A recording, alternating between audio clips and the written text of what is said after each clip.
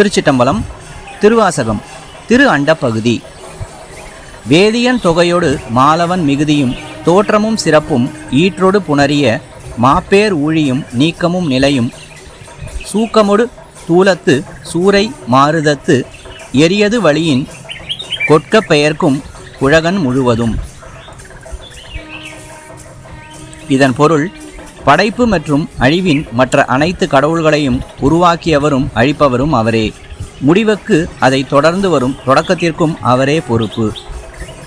சிறியதையும் பெரியதையும் அடித்துச் செல்லும் புயல் போல அவர் கண்ணுக்கு தெரியாதவர். திருச்சிட்டம்பலம்.